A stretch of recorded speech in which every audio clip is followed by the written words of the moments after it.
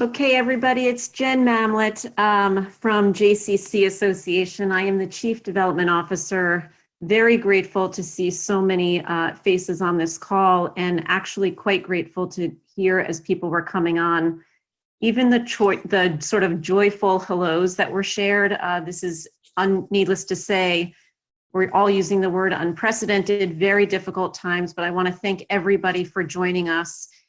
You will note that those of us at JCC Association are not sitting around our typical table in the conference room. There are several of my colleagues who are on the call, as most of us are now working remotely.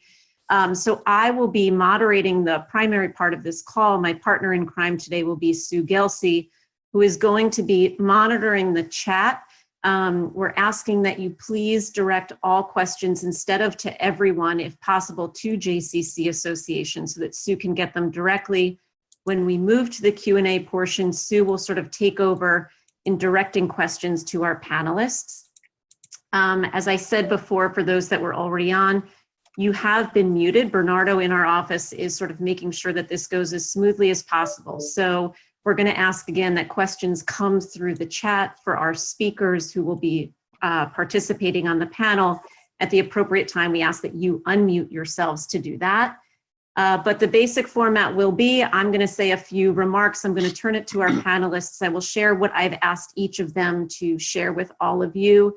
And then Sue will take it on for Q&A, and then I will spend a couple minutes at the very end just closing. Before we get started, I just want to say, obviously the topic of this call is financial planning. My heart goes out to all of you. I have been watching the emails on the listservs, and the innovation and creativity has been truly inspiring. These are very difficult times, to say the least, and I just want to assure all of you that we at JCC Association are also doing everything that we can on our end to think about how we can support you. Daron and I have been in touch with our major foundation partners. Daron is working closely with JFNA leadership to see what we can do together. We are exploring every option and opportunity to support all of you. And as soon as we have anything to share or further insights about that, you can be sure that you will hear from us. We are, like you, also obviously examining our business practices and understand there's going to be a lot of questions about obligations to JCC Association. And again, more will be shared as soon as we have worked through all of that. So with that, I am going to turn it to our panel. I want to thank Jonathan Lev, Joy Levitt, and Jared Powers, amazingly all J's, for carving out this hour to be with us. I have asked them to each spend approximately 10 minutes or so sharing reflections on the following three areas: salary continuance, refunds, and revenue sources. A little bit more specifically around salary continuance. Obviously, we are all of you are working through how you're paying staff for the next couple of weeks, and then certainly beyond for all of you that are looking at extended closures or are already closed. So we're asking, what is your JCC's policy on that? And what is your longer term plan should you remain closed for significantly longer than this initial period? Around refunds, we're asking how your JCC is handling refunds both for current activities like events, membership, early childhood, and even what your leadership is thinking in terms of programs that will come later, like camp. And revenue sources, what revenue sources your JCC is pursuing at this time to help cover the costs of these initiatives, whether that's through loans, donor outreach, et cetera. So we're hoping that our panelists will provide some key insight. Again, as you are listening, if you have questions, we ask that you do it through the chat to JCC Association, and we will monitor that. So there was no judicious way to do this other than to try to do this alphabetically. So I'm going to ask Jonathan to kick us off. Okay, so I think we're all in the same situation that we don't know how long we'll be closed. However, all the indications are going to say at least 8 weeks, probably for all of us, based on the recent CDC guidelines. So what we did over last Friday, I met with our entire senior team, and we've been meeting pretty much every day with a response team. one of the big things that the takeaway that we had was we need to take immediate action on our level, and every single person is going to be taking a pay reduction immediately on the senior level. The reason why we're doing this is to demonstrate in an all-staff meeting tomorrow that this is likely going to happen across the board, and by being the leaders ahead of time, we're demonstrating that that's an expectation, but also that we're going to be affected by this as well. So they are somewhere between 5 and 15%. I believe that the likely for most of my team is going to be 5% with an optional voluntary up to 10%. I believe mine will be somewhere between 10 and 15%. Substantial and significant right off the bat. I've had a conversation with our executive committee about the idea of making people partially whole or whole afterwards. It's an unknown question. There's a lot of conversations about it, but we think that it's necessary now. We talked with our HR attorney just now. I actually just got off the phone with them about voluntary furloughs, reduced hours, percentage reductions, how to best do that. The key with it is to make sure that there's no bias in our choices. So the best way that we think we're probably going to approach it, depending on the needs associated with it, will be banding based on salary. So anybody making between 20 and 40,000 would be this percentage decrease in salary, et cetera. I think one of the biggest ways that we can do an immediate change is voluntary reduction in hours. There are people who need to reduce hours anyway, or are willing to right now. So there's an option in there. The key with that that we heard from our HR attorney was to get it in writing. So just make sure that anybody who's committing to a voluntary reduction of any sort, you get that in writing. Trying to think. Associated with that, we're looking at choosing the amount of money that we are willing to lose in income to make these choices. So right now, we think that's probably around $500,000 and doing our estimates based on that. However, it's likely that the amount is going to be more significant depending on the amount of time. In terms of refunds, we have three main areas that we're looking at. Going back to the salary piece, we have an all-staff meeting now scheduled once a week with all of our staff on Tuesdays. We had 2 last week. We now have 1 tomorrow. We're going to be bringing this up and letting them know that the senior team is doing this, that no choices have been made, that they're being paid for 2 weeks. But after that point, it is likely for us to continue to make sure that everyone gets paid, that there's some level of reduction. In terms of refunds, rentals, early childhood, and program is the key areas. Rentals, I've already had some of our business and corporate clients convert it to donations. We're giving the option and reached out to everyone that they have a credit on their account for 18 months. It basically means that the people who had an event this year will be able to book next year and not lose the money. And if they ask for it, we will provide the refund. However, we haven't had anyone ask for it yet. Early childhood, we have our spring break, not this week, but next week. The decision is that all tuition will be paid for a 2-week period, not including spring break. So it's 3 total weeks. And after that point would probably, what's going out today is likely that that will give the option for a conversion to donation. We're actually right now working on converting these 2 week of closure into a donation to start training our families that that's something that will enable us to continue to operate. There's some great language on the listserv that I've already seen from other J's using that, and it's really helpful. The last area is program. What we're doing is putting a credit into their account, and we haven't had any issues with that, and offering refunds where possible. For the cancellation of our film festival, which was pretty significant, I would say over 3/4 are already donating their tickets, which is tens of thousands of dollars of income, which is great. So we didn't lose all of that. The last area in terms of revenue, our board is 100% committing to an emergency fund already. I had a call with our executive committee yesterday where that came up, and they already put out the call, and we already have 100% commitment, different levels for different people. I've had a conversation with, I would say, 5 of our most significant donors and foundations, all of whom expressed interest in being able to participate. And I think that's it. Jonathan, thank you. I want to just share, there was a question that came to me, if you could just clarify something. There was a question about whether or not you are closed for 8 weeks. I know you said you anticipated, but somebody wanted clarification about that. And how you're managing the staff meeting. Is that being done virtually or live? Okay, so we are currently closed through essentially the end of March.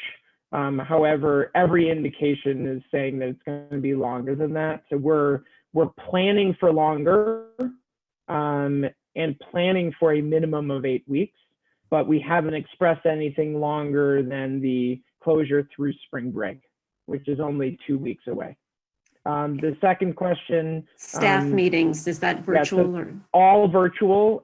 We've required that everybody be separate and in separate rooms. Nobody is working together, and it's working really well. We had a 50-person all staff meeting with our early childhood teachers this morning. Pretty incredible work that's happening already on that front. Terrific, thank you. I just want to remind everybody, if you could please direct questions, some of them are coming directly to me. If you can send them to JCC Association, there are several of us on the call that are able to monitor that, including Sue, who will be handling the Q&A at the end. But that will help ensure that we don't miss anything, because several of us are then listed as co-hosts. So appreciate your support there. With that. Jen, sorry, it's Sue. I just wanted to clarify, we were having trouble with JCC Association for a short while. We've gotten that corrected, so now the questions could come to me. To JCC Association? Yes, to JCC Association. Thank you. Perfect. Thank you. Joy, I'm going to turn it over to you. Joy, just make sure you unmute yourself.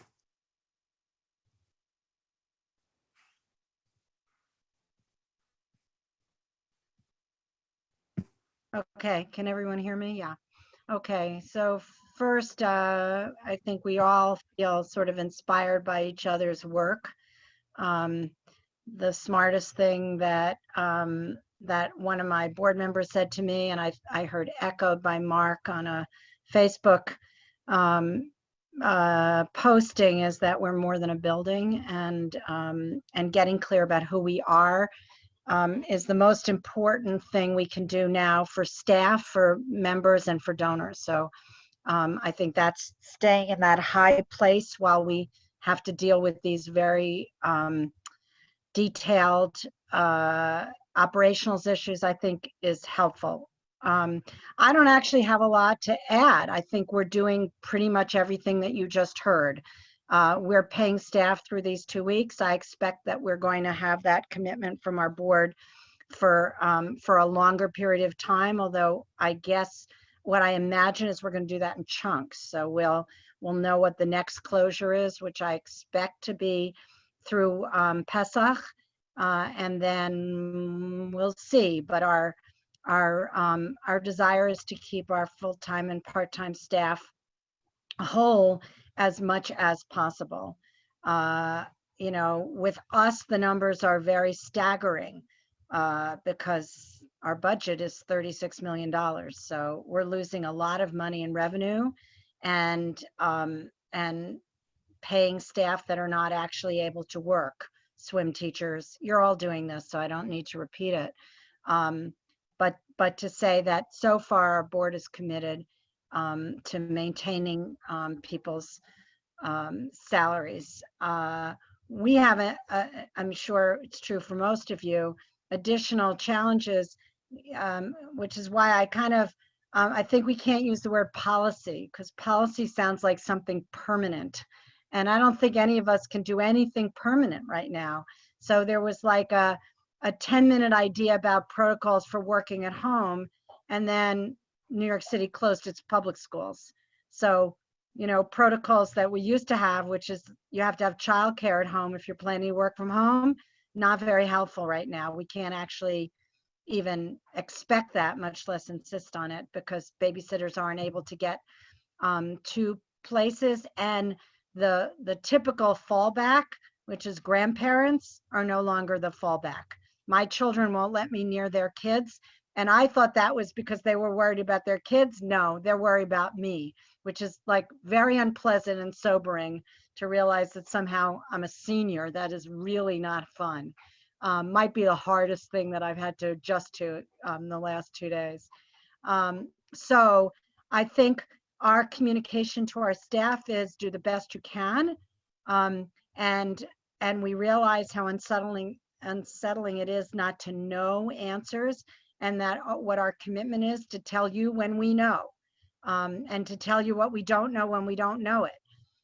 But we don't want to raise anxiety, so we've got to always balance that communication strategy with our staff. That's a big one. We have 400 people that we have to communicate with pretty much on a daily basis. We're also handling refunds pretty much the way you just heard. When people ask for it, again, I think a lot of good stuff on the listserv about how we're asking people to donate back. That's not going to work as much for monthlies. I said earlier in the call that Equinox just closed, so that was kind of good news for us, because it means our members aren't going anywhere else right now except to the park. So we are doing as much as we can around YouTube and creating opportunities for group fitness classes on YouTube and personal trainers on YouTube, and messaging as much as we can. But we're definitely seeing our monthlies, because people are on monthlies, freezing their membership, which is a policy that we have in place normally. So that's going to take a big hit. I am hoping that the nursery schools in New York City are aligned on not refunding money, but anybody's guess if this goes through the end of May, what parents are going to expect, and how we can manage that. But we're basically trying to give people the refunds when they ask for them and need them, and not before that. I guess the thing I would say most about philanthropy right now is the most important thing that I feel right now is to stay attached at the hip to my lay leadership. I talk to them several times a day. I've divided our board into groups, and our senior staff is calling them a couple of times a week. I spoke to 10 members of my board this morning. We have a weekly call now with the board and a morning call with the vice chairs and chairs, just so that I can project out what's going to come down the pike, which I suspect is going to be a $3 to $5 million emergency fund to get us through these difficult times. One of the things that I'm really challenged by is, of course, the fact that the people that are being paid the least are the most vulnerable. So, for example, we don't have a independent, we hire a cleaning service. They were working overtime for a couple of weeks, but now there's nothing for them really to do. But I don't want those people let go, partly because I want them, when this is over, I want the people who know us best to come back, and partly because I know that they can't afford it, and that this is going to happen. This is true for security as well, but they're not my employees. So this question of how we manage our vendors is something else that we probably want to add on to this list. We've got, for example, Little Maestros. It's a company that provides services for us here at the JCC. So how do we work with both the partners that can carry their staffs along for a short amount of time? Because we don't want those folks hurt. We think of them as our employees, even though they are actually not our employees. That's all I got. Joy, you're bringing up clearly the sort of the challenge here of both leading with our heads and our hearts. I think that balance all the time. It's not just the legal decisions that we have to make, but it's also the moral, ethical, and human choices that we want to make for those that work in our centers. I know you just talked, Joy, about vendors, and I've seen several questions on the listserv. So if there's more questions about this, maybe you can add them to the chat. Not just about vendors, but renters. Jonathan talked about that a little bit, but it's these outside partners to be sure that also need to be taken into account, not just the direct staff that work for JCCs directly. With that, I feel my heart getting heavier sort of as we go through this. Jared, I'm going to turn it over to you. Thanks, I appreciate it. You have to understand, I am in the Deep South, so right now we are still treating this as a liberal conspiracy. For those who don't know me, that's a joke. We're not really doing that. Come on, Jonathan, out in Boulder, I know you get that. All right, so no, salaries were pretty standard. For 2 weeks, we have committed to paying everybody, including hourly and fitness instructors and everybody across the board, their average salary and their average hours worked. Our goal is to keep that as close to whole as possible. In my opinion, a lot of this depends on how the summer shapes up. I believe a lot of us, if we are able to run summer camp as we know it, this is a storm that is somewhat weatherable. It's obviously going to be challenging, but right now we're operating under the assumption that summer is going to happen. I happen to believe that in the next 2 weeks, we're all going to know pretty much where we stand for the next 2 to 3 months. So the goal is to keep everybody as whole as possible. We're working multiple scenarios. We are going to work over the next week what we're going to do if summer is significantly impacted. Now, I do believe there are other risks just besides the virus impacting the summer. I think there's a large possibility that the school season will extend into the summer. So regardless of whether we're all back to normal, I do think we all need to work on contingency plans that summer may not happen. And I think that's a tough one for a lot of us. Obviously, if we come to that conclusion, there will be significant cuts, there will be significant layoffs, and you'll be like Joy said, we'll be looking at $5 to $10 million holes if that were to happen. So to try to keep it uplifting, right now, we are sticking with full pay for 2 weeks, and we will determine the following 2 weeks on Monday. I am updating our membership every Friday with what we're doing. As of right now, they only think we're closed through Friday. Obviously, we know that that's not going to be the case. So that's kind of where we are with salary. We're really working multiple scenarios, and realistically, we'll be implementing them as those scenarios present themselves as reality. Right now, that's where we are. Refunds, I'm holding a pretty hard line. We're not doing refunds. We're not going to refund early childhood. We are really not planning on refunding anything. And what the message, we've given consistent message to the staff, which is we are in the middle of a healthcare crisis and we appreciate your patience.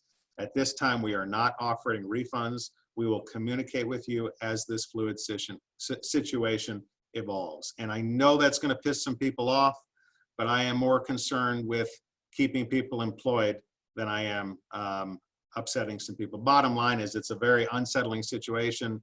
I'm with Joy that I think it's incumbent upon all of us to keep as many people employed as possible for as long as possible. And I think the way Jonathan's trying to do it with everybody feeling the pain ultimately is the way that we would go if we found ourselves in that situation rather than laying off people. But again, as we get closer to summer, if that appears in doubt, then obviously all of that goes out the window. But right now, we don't plan to refund early childhood. Obviously, we cannot stop people from freezing their memberships. What we're doing when people freeze them is letting them know that the day that we reopen, they're automatically being unfrozen. So we're not going to wait for people to contact us to unfreeze them. We're going to do that automatically. Revenue sources, it's obviously it's discussions with foundations, donors, our board. Our federation is considering an emergency campaign. I'm not sure how I feel about it because they're going to ask that we not go to shared donors. And my sincere hope is that they can do it better collectively than I can do it myself. I do have some doubts about that, but I'm in constant conversations with Federation and, you know, with our key donors and our board. Right now, you know, we've all been closed for what seems like less than a week. I am preparing for the worst. However, I don't think that everybody's there with us yet.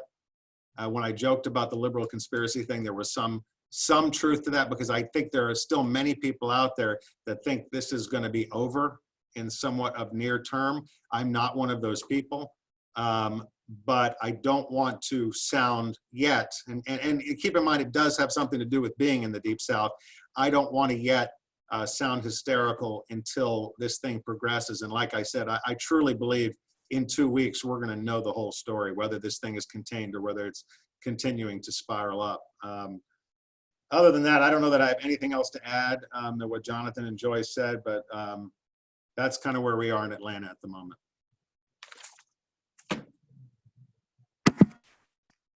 Thank you, Jared. I want to give an opportunity for Joy, Jonathan, and Jared, if there's any comments that you want to make in response to any of your own, of the comments of the others that were shared. For instance, Jared just reflected that he thinks in Atlanta they would likely, if needed, go to the similar model that Jonathan did regarding reduced pay, asking for voluntary cuts to hours and schedules. Joy, are you thinking that that might be a direction that you go? Actually, I'm very struck by this idea of communicating to our staff, to our community, that our goal is to keep our staff paid. I think the more we can elevate these values and the raison d'etre for these decisions, the better. If you know, if the community thinks we're like hoarding the money, or that I'm going to the Bahamas, you know, that's not good. But if we actually tell them the truth, I think that's really, really compelling. So thank you, Jared. That's really like an interesting idea that I'm going to run by our communications folks, as Jonathan's suggestion about senior staff taking a pay cut. I mean, that's a kind of interesting thing too.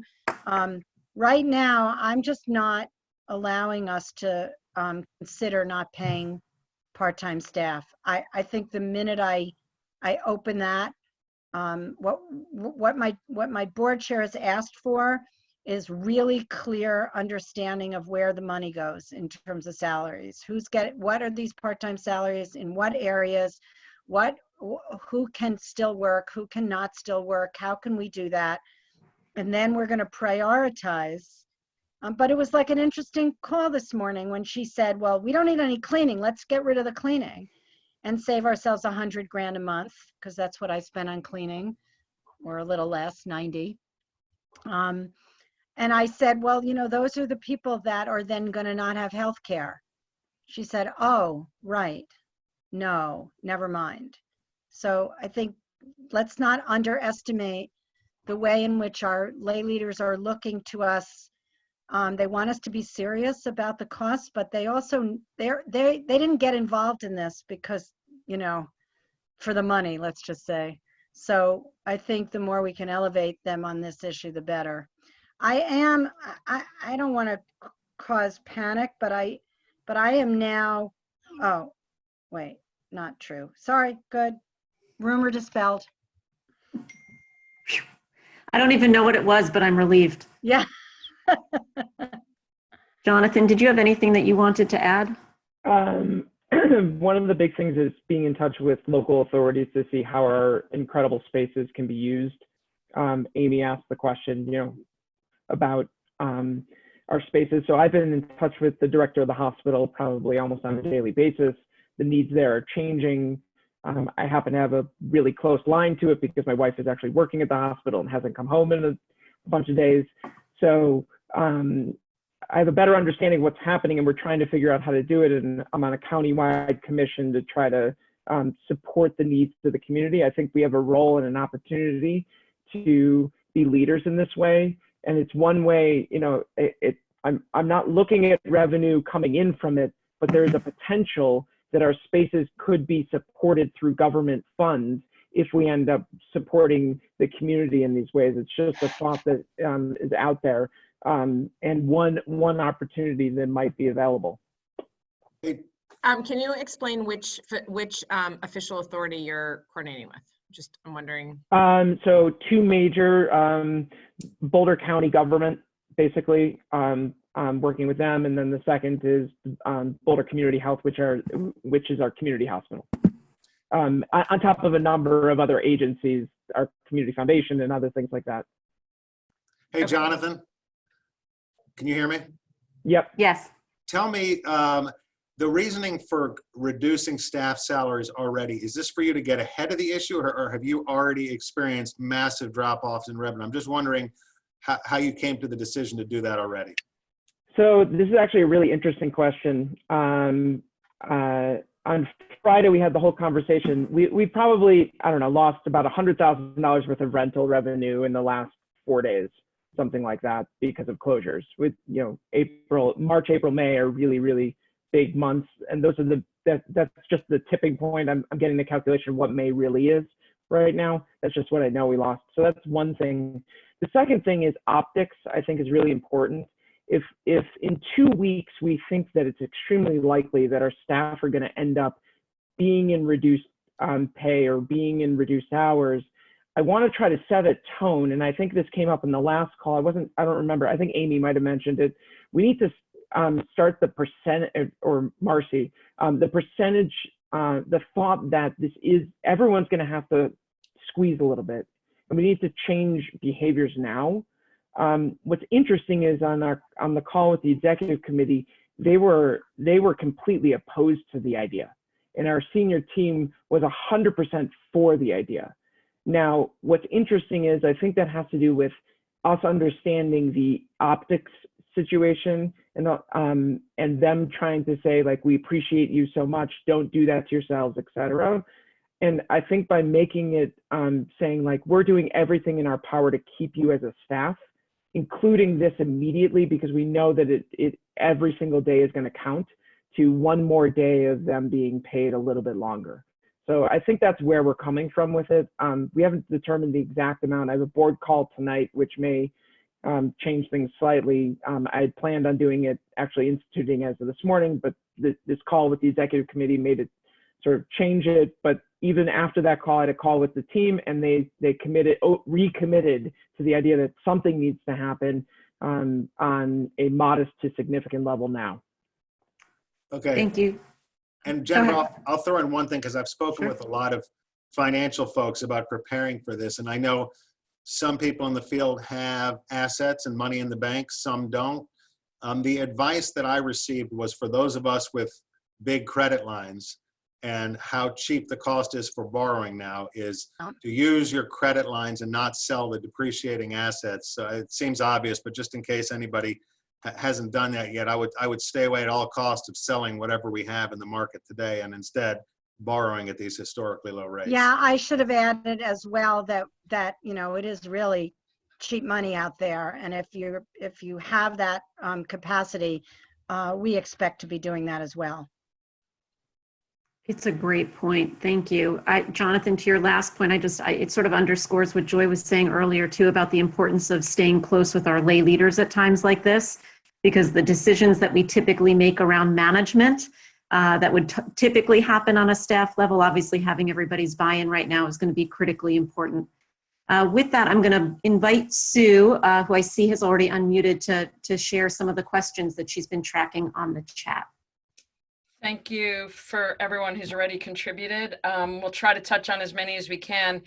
I also want to note that in the exec brief that went out this morning, Gabe shared the compilation of the data we have so far received from the field relative to what centers are doing on compensation and benefits.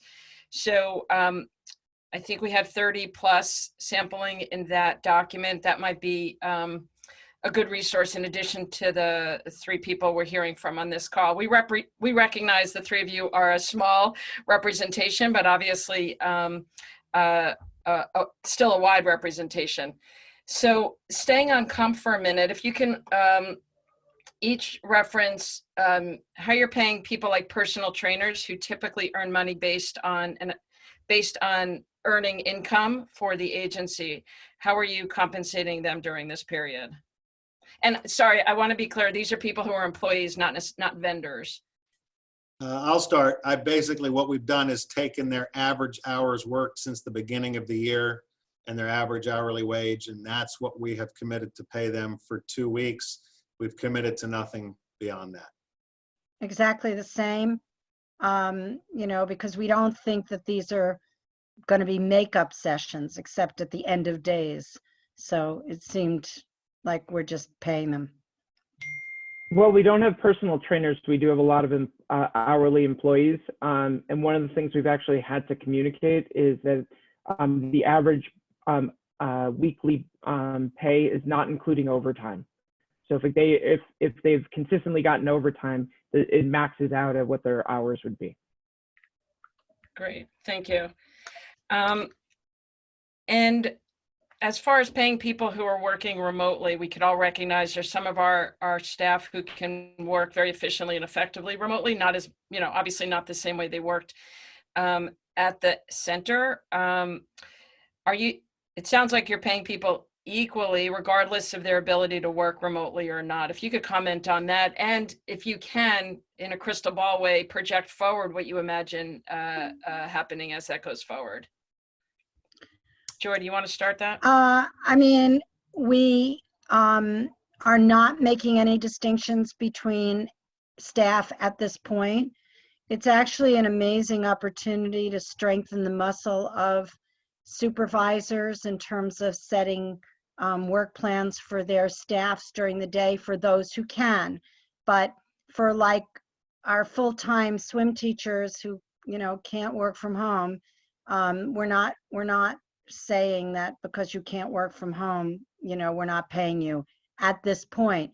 I really don't have a crystal ball, and I don't know how we're gonna keep this up and manage this discrepancy that might start to be felt on the staff level between people who are actually working and people who are going up to their country houses or going out to their parents, whatever, to wait it out.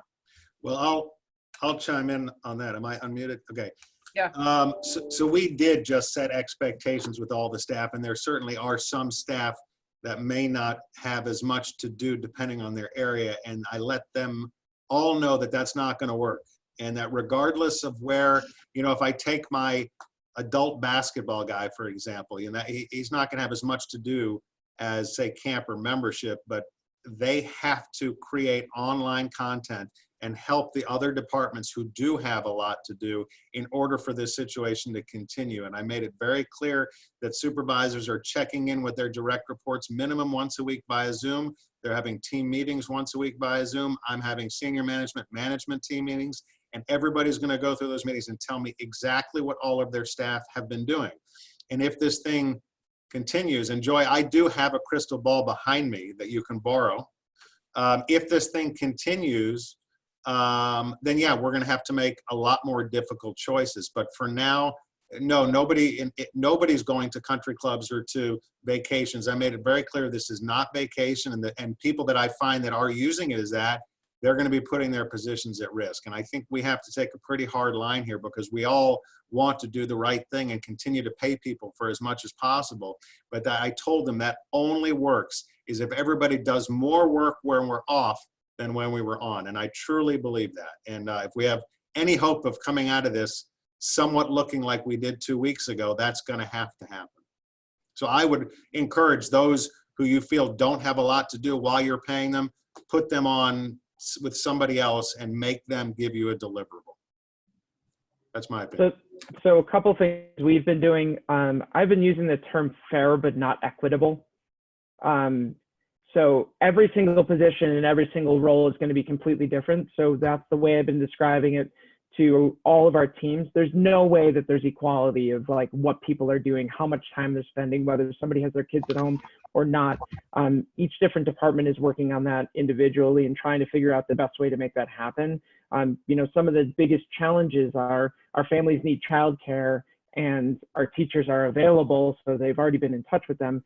We actually were on a call this morning and just said, look, the optics of actually you charging those families while they're paying tuition is really significant. Well, we can't tell you what to do around this. We can tell you that we need you to continue working. And if you can't work because you're in a circumstance to try to support a family that needs the help, let's talk about who that is, because there's some families who can't pay, and try to figure out a way to be able to do that. It's really challenging on that front. What's your general policy about that? Because we sometimes we generally discourage the at-home thing. We have an extremely strong policy of something that everyone signs that unless they have a grandfathered relationship, they can't do it. These are extreme measures, and there's no way to even enforce that right now. So you're just asking for them to clear it with you first? We want to know about it so that we know what the expectations around them working are. And we're having, like Jared said, if they're not able to do it during a certain time, they need to be able to do it at another time. Because it's not like just because it's not a vacation or an opportunity to just work. And these are people who are totally panicked about what's going to happen 3 weeks from now because we can't give them a clear answer. So, you know, we're sort of balancing between the two. Thanks. Jared, someone submitted a request. If you have what you just said in writing, as far as expectations of staff, if you could share that with one of us at JCC Association and we could put that online to share with others, that'd be great. I just made that up. I was just gonna say, or if you just made it up, then we will take the recording and people can document it themselves. There you Excellent. go. But no, I'm happy to provide it. Thanks. All right, so let's flip to the refunds. The very persistent, consistent, and regular question that I got from about 7 people was about how we're handling EFTs, ongoing payments. So the idea of refunds for services that aren't happening, previously happened, how are we handling April payments or whatever, May payments for early childhood, for camp, for future things? Are we processing those payments? Are we putting those through? If you ask me, I say they go through until they don't go through. I think these are times that none of us have experienced. We are literally in survival mode, I believe, a lot of us. And my policy is we are paying preschool teachers. We are providing online content. Every single classroom has their own virtual classroom, and teachers are planning activities at 9 o'clock and 10:30, and everybody can log in. So I can justify we're paying teachers, we're providing content, we're doing the very best we can in this biggest crisis that any of us have seen in our lifetime, and we are not giving refunds, and we are going forward. And you know what? If they cancel it, they cancel it. But I'm going forward. No, I will not waver from this one. We are providing a service, albeit far different than what it was supposed to be, but these are acts of God types of stuff. So I am of the belief we move forward with those and don't stop. I think camp is a little bit different here. And so our second payments were due and we got a lot of people calling, like, what if there's no camp? And we just encourage people to give us that second payment and release them from holding it should we not have camp, obviously. I think it's different in an ongoing preschool. If camp has to be canceled, our problems are so much bigger than that, but we certainly can't hold people's money if we're not providing camp. I'm with Joy. We did the same thing with camp. We got rid of the deadline to withdraw. So Right. Make your payments. I agree. If we don't run camp, we can't really keep the money. But we should collect it. Although, Jared, you're going to figure out a way, right? And There's share no with us doubt. all. If I can, I will. But otherwise, I'm with you. I say we collect as much as possible. Tell them that they have the flexibility, and if all the way up till the end, and get the money in the bank, and then worry about it after the fact. Jonathan, anything to add on that? Nothing. For those of you, I think each of you spoke about membership freezes to different degrees. First, are you offering those are there any monthly fees to maintain that freeze, or is it a total dues freeze? And are you handling requests on freezes or cancellations differently if people are doing it in response to having lost their own job or a decrease in their own income rather than in reaction to the center being closed? I will say that in 2008, the last time some of us were running institutions and experienced something that isn't really like this, but was at the time felt really horrible. And we saw a big membership drop in our fitness center. We basically told anyone who had lost their job that we were extending their membership for free for 6 months. It didn't cost us anything to do it, and it gained us unbelievable goodwill. So yeah, I would say that we will be treating that differently, but we have a policy where people can freeze their membership for 3 months, and we couldn't now say, no, actually not for this, only if you go to Florida in the winter. So, so we're treating it the same as we always have. We're with Joy. We are freezing with no fee. If you cancel your membership, there will be the rejoin fee. To answer a question I just saw, I think from Amy, yes, there is a 30-day notification if you want to cancel it. But other than that, yeah, there was certainly, if somebody lost their job, we always do that though. So it would be no different now. So I would say exactly the way Joy explained it is how we're handling it in Atlanta. Great, thank you. Joy, you specifically mentioned your vendors and a sensitivity to your vendors. If you could each speak about how you are handling, whether it's a cleaning service or any other vendors that may provide, whether it's teaching services or program services or support services. So I have a slightly different opinion than Joy, but that's probably given where we're located. Look, I have right now, my phone is ringing off the hook with my bus vendor asking if he's still going to get paid for the after school program because we represent about 50% of his business. And if I'm being honest, I just don't see how we're going to be able to do that. And I think it's my responsibility to take care of the staff at the JCC way before I take care of vendors who provide services to the JCC. I don't mean to sound like a cold conservative, but I am, and I'm not conservative, so let me put that out there. I had to make sure. It's just, Thank you for clarifying. Yeah, you're welcome. That's very important clarification. For the first time, we're getting quite an impression. Yeah, really. No, look, I look at this as that my number one priority is to protect the staff of the JCC. I don't care. Not that I don't care about other Jewish agencies in Atlanta. I do. Not that I don't care what's going on around me. I do. But I was hired to be the CEO of the Atlanta JCC and nothing else. So I'm going to look after our agency and our staff. And I unfortunately, I cannot worry about vendors and contractors at this time. That's the way I look at it. I'll just, the only vendor that I'm actually looking at things extremely differently with is our security company.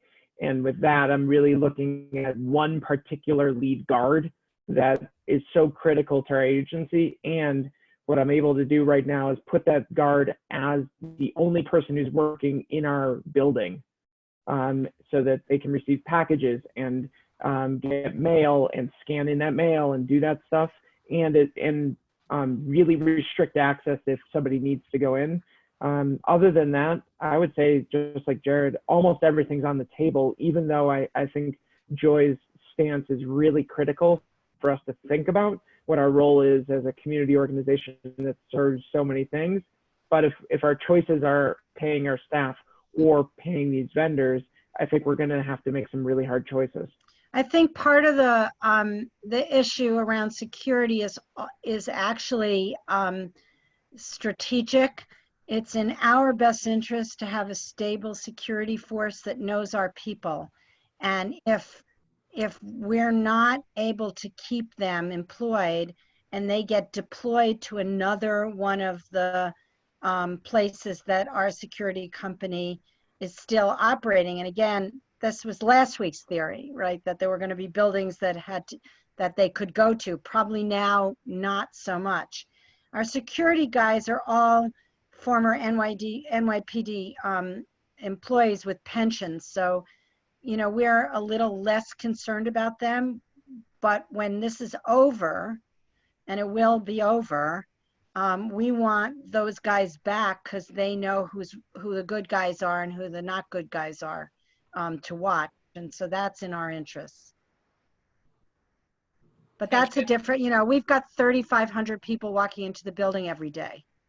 So we're in a somewhat different position than some of you, not all of you. Right. Thank you. There were a few questions that kind of bled into another topic, which I'll go ahead and bring up to whatever extent you feel comfortable answering them, to discuss conversations you might have already had and the process it's gone through relative to your local federation or other community coordinated support. Good luck with that. Yes, I have had conversations with our federation who share, you know, who honestly have $1 billion in an endowment for a rainy day. I'm not sure what they're waiting for. But, you know, I heard their pain. They canceled $35 million worth of fundraisers, anticipated fundraisers in the next 3 months. Their endowment is down, I don't know, whatever today's market looks like. So, and their donors, who are our donors, are also not feeling particularly flush right now. So there's definitely, I think they're working hard. No question that they care a lot about us. I think they're probably prioritize. I mean, I know they're prioritizing social service agencies that are, you know, are having trouble being able to serve the most vulnerable, and right, they should. But I don't expect a lot of, I've learned not to expect a lot of outside leadership, period, these days. I don't really have much to add to this one. I guess we can read into that. I fully anticipate all of the federations in our communities bailing us out and making us whole within the next month or two. Whoa. I'm moving to Atlanta. We do a lot of sarcasm in the South. I see. Please send us what you're smoking down there in your office, Jared. God, so Hey. far, that guy, nothing he says seems to be true. No, I wouldn't count on a lot, honestly. I think Federation is going to try to do a campaign. I think, unfortunately, they're going to spread it out amongst 10 to 13 agencies, which is going to water it down. And I think there are no agencies that need it more than JCCs now. So I'm going to give them a little bit of chance to see what they can do. And then in a couple of weeks, if this thing continues to spiral as I expect it to, then I will have my own conversations with large donors. I would say it would be helpful if the JCCA has lobbying capacity or can join lobbying capacity. The legislation before Congress now for small businesses, of course, does not include not-for-profits, but the truth is we're small businesses and some of us are large businesses. So I think I've asked our federation to get on board with that. We've called our congressman directly. But if there's power within the association to go lobby our congressmen in our event, you know, in local communities, that would be really helpful. Thank you all. And I am sorry, I have a hard stop at 2. Yeah, we're wrapping up right now, actually. So thank you. Before I turn it back to Jen, I just want to remind everyone again, in the brief that came out this morning, there was an announcement, I guess, about another webinar we're going to have on Wednesday. It's going to address some of the things that came up in this call that we weren't able to address as deeply. Andy Eisenberg, who's a board member of JCC Association, will be on discussing some of this congressional legislation, FMLA, support for small businesses, and so on. We're also going to have Michael Masters, the CEO of Secure Community Network, to talk about the continuing security around a partially closed or fully closed agency. So I know those topics came up in the chat as well as in this dialogue, and we will address those. Sue, is back it to you, Jen. possible for you to send the links to those kinds of webinars to the CFOs in the JCCs as well? Yeah, we will do that. Thanks. Thanks, Deanne. Jen, back to you. Thank you, Sue. And I just want to take a moment to invite Daron Krakow, who has been silently listening to this call, to share a few words before we end. He's being unmuted. Thank you, Jen. First and foremost, my sincere thanks to Jonathan, to Joy, to Jared for their remarkable insights and for helping us all, I'm sure, to reflect upon things that are being thought about in every JCC community and, of course, here at the association, but also, without question, providing wisdom, providing perspective, and I would say providing inspiration with regard to the many decisions that still lay in the offing. I guess a special thanks to Jared for keeping it light and reminding us that if we don't laugh in the midst of a crisis, we're going to end up taking ourselves even more seriously than we do already. I am happy to share with you that I am working extensively now with a number of the biggest foundations in the country, and we'll be meeting at length later today with Eric Fingerhut at JFNA to see how we can best tap into the available crisis resources to serve and support the frontline work that you all are doing in the field, and to enable us, obviously, to continue to support you in the best way that we can. It will surprise nobody to know that the major funders are feeling a bit besieged right now, and they're going to take a little time to get their ducks in a row with regard to strategic deployment. But we will be deep inside with regard to those conversations, and I will do my best to make sure that we keep you up to date as those things continue to unfold. Joy, I appreciate the encouragement on the legislative front. Again, we have worked very closely on all recent legislative issues with our partners at JFNA and their Washington Action Office. I expect we will lean into that effort as well, and to the extent that we have additional guidance or wisdom, recommendations, or influence to share or distribute to the field, we will certainly do that as well. Finally, of course, I think it needs to be said, though I think we all understand it implicitly, our eyes are both on the continuing mission that every JCC serves and that we as a movement serve to strengthen and evolve Jewish life and Jewish community in the geographies for which we bear responsibility. The word building isn't in that description or definition. And so as we retrench and prepare to manage our way through the financial challenges, our eyes being clearly on mission and purpose, I think, will help inform the work of our staff and our own work and progress with our lay partners and the members of our board. There is going to be a day after. It gives me a great deal of comfort to know that we are going to work towards that day together with the caliber of people that have been so effectively represented on this call and on the other calls that we've had, and on the limitless amounts of communication that are going on between and among us in between our chances to see one another face to face. So again, my thanks to everybody. Everybody should be smart and be safe and be well.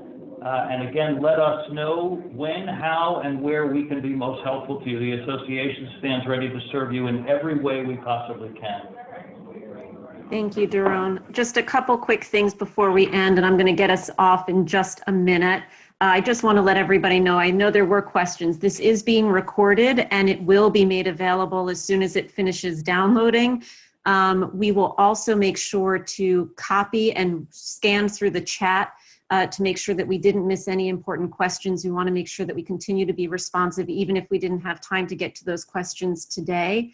I just want to extend my personal thanks also to Joy, Jonathan, and Jared for not only joining us today, but for doing it with such candor and heart.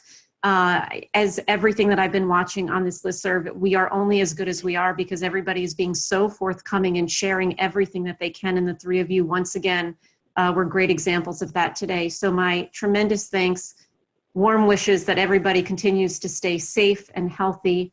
Thank you very much. And until we see you again on our next call, thank you.